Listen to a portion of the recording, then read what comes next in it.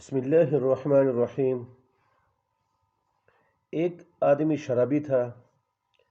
ایک دفعہ اس کے دوست اس سے ملنے کے لیے آئے۔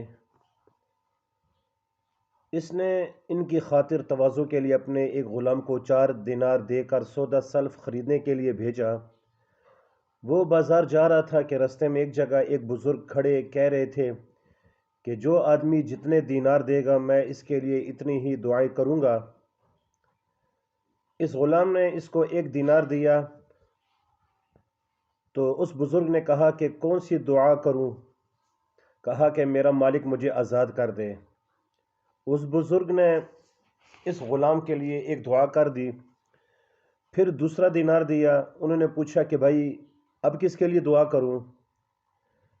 تو اس غلام نے کہا کہ جی میرا مالک مجھے اس کا بدلہ دے دے۔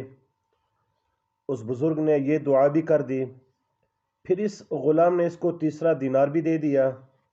تو اس بزرگ نے پوچھا کہ اب کس کے لیے دعا کروں؟ تو اس غلام نے کہا کہ میرا مالک سچی توبہ کر لے۔ اس بزرگ نے یہ دعا بھی کر دی۔ اس غلام نے چوتھا دینار بھی دے دیا۔ تو اس بزرگ نے پھر پوچھا کہ بھائی اب کس کے لیے دعا کروں؟ تو اس غلام نے کہا کہ آپ دعا کرے کہ اللہ جل شانہ میری اور میرے مالک کی مغفرت کر دے۔ تو اس بزرگ نے یہ دعا بھی کر دی۔ اب وہ بیچارہ دعائیں لے کر واپس گھر آ گیا۔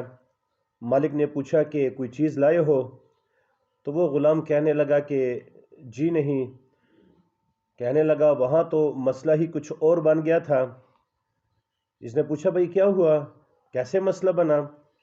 تو اس غلام نے جواب دیا کہ رستے میں ایک بزرگ کھڑے کہہ رہے تھے کہ جو مجھے جتنے دینار دے گا میں اس کے لیے اتنی ہی دعائیں کروں گا۔ میں نے 4 دینار دے دیے اور وہ 4 دعائیں دے کے چلا گیا۔ اللہ جل شانہ کی شان کہ اس مالک کے دل پر اس بات کا ایسا اثر ہوا کہ پوچھنے لگا کہ اچھا بتاؤ کیا دعائیں کروائی ہیں؟ تو اس غلام نے کہا کہ میں نے پہلی دعا یہ کروائی کہ میرا مالک مجھے آزاد کر دے۔ تو آقا کہنے لگا اچھا یہ تو قبول ہوئی، میری طرف سے تو آزاد ہے۔ پھر پوچھا کہ دوسری دعا کیا کروائی؟ تو غلام نے کہا کہ دوسری دعا میں نے یہ کروائی کہ مجھے میرے دیناروں کا بدلہ مل جائے۔ تو آقا نے جواب دیا کہ میرے پاس دیناروں کی ایک تھیلی بھری پڑی ہے۔ اس نے اٹھا کر وہ تھیلی اس کے سامنے رکھ دی اور کہا کہ لو یہ تیری دعا بھی قبول ہوئی۔ مالک نے پوچھا کہ تیسری دعا کیا کروائی؟ تو اس غلام نے کہا کہ تیسری دعا یہ کروائی تھی کہ میرا مالک سچی توبہ کر لے۔ وہ آقا تھوڑی دیر سوچتا رہا، بالآخر کہنے لگا کہ تیسری دعا بھی تیری قبول ہو گئی، میں نے آج کے بعد سچی توبہ کر لی ہے۔ پوچھا چوتھی دعا کیا کروائی تھی؟ تو غلام کہنے لگا کہ میں نے اس سے یہ دعا کروائی تھی کہ میری اور میرے مالک کی مغفرت ہو جائے۔ تو اس پر وہ آقا پریشان ہو کر کہنے لگا کہ یہ میرے اختیار میں نہیں ہے۔ خیر وقت گزر گیا۔ وہ مالک جب رات کو سویا تو اس نے خواب میں دیکھا کہ کوئی کہنے والا اس کو مخاطب کر کے کہہ رہا ہے کہ بندے جب تو نے وہ کچھ کر دیا جو تو کر سکتا تھا تو ہم وہ کچھ کریں گے جو ہم کر سکتے ہیں۔ ہم نے تیرے اور تیرے غلام دونوں کی مغفرت فرما دی۔ میرے بھائیو اللہ غفور الرحیم ہے، اللہ معاف فرمانے والے ہیں۔ اسی طرح بنی اسرائیل کے ایک آدمی کا واقعہ حدیث پاک میں آیا کہ اس نے 99 قتل کیے۔ اس کے دل میں خیال آیا کہ میں بڑا گناہ گار اور بڑا خطا کار ہوں، پتہ نہیں میری توبہ قبول ہونے کو بھی کوئی صورت بنے گی یا نہیں بنے گی۔ چنانچہ توبہ کی نیت سے وہ کسی صوفی صاحب کے پاس پہنچا اور اسے پوچھا، صوفی تو صوفی ہوتا ہے، اور اس صوفی سے اس نے پوچھا کہ میں نے 99 قتل کیے ہوئے ہیں، کیا میری توبہ قبول ہو سکتی ہے؟ تو اس صوفی نے کہا کہ توبہ توبہ، 99 قتل اور اب تو کہتا ہے کہ میں گناہوں سے توبہ کر لوں۔ جیسے ایک محاورہ مشہور ہے کہ 100 چوہے کھا کر بلی حج کو چلی، اس نے بھی آگے اسی طرح کی بات کر دی۔ اس آدمی کو بڑا غصہ آیا، اس نے کہا اچھا میری توبہ اگر قبول نہیں ہو سکتی تو اس نے اسے بھی قتل کر دیا، 100 پورے ہو گئے، مگر دل میں خرش باقی تھی۔ چنانچہ کچھ عرصے کے بعد دل میں پھر یہ احساس پیدا ہوا کہ میں 100 بندوں کا قاتل ہوں، میرا کیا بنے گا؟ لہٰذا کسی دوسرے آدمی سے پوچھا، اس نے کہا کہ فلاں بستی میں علماء رہتے ہیں، ان کے پاس چلے جاؤ، وہ تمہیں توبہ کا طریقہ بتائیں گے۔ اب اس حدیث مبارکہ سے یہ بات بھی سمجھ آ گئی کہ اگر کوئی انسان توبہ طائب ہونا چاہے تو کسی اللہ والے کے پاس جا کر نا وہ توبہ کے کلمات پڑھ لے تو اللہ جل شانہ اس کی توبہ جلد قبول فرمائیں گے۔ خیر وہ آدمی توبہ کی نیت دل میں لے کر اس بستی کی طرف چل پڑا۔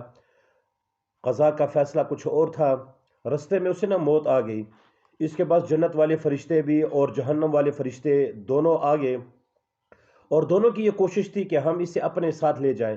جنت والے فرشتوں کی یہ دلیل کہ یہ توبہ کی نیت سے جا رہا تھا، لہٰذا اسے جنت میں جانا چاہیے، اور جہنم والے فرشتوں کی یہ دلیل کہ نہیں، یہ تو 100 بندوں کا قاتل ہے، ابھی توبہ تو نہیں کی، اس لیے اسے جہنم میں جانا چاہیے۔